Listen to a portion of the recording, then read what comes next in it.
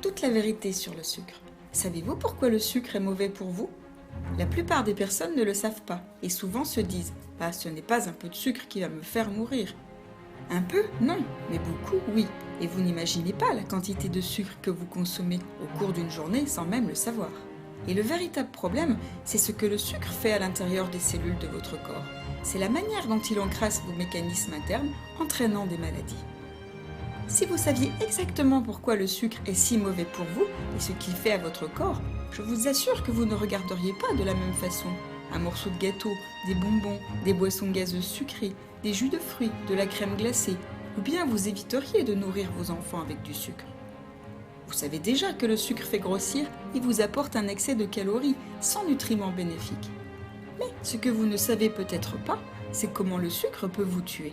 Le sucre provoque des pics élevés du taux de sucre, qu'on appelle glycémie, dans votre sang, et son excès provoque une oxydation de vos cellules.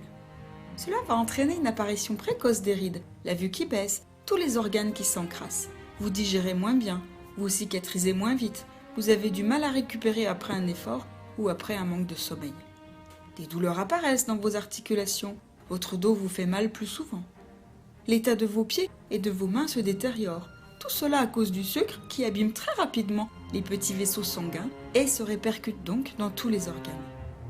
Le sucre augmente également votre taux de triglycérides à des niveaux dangereux, ce qui peut conduire à une maladie cardiaque.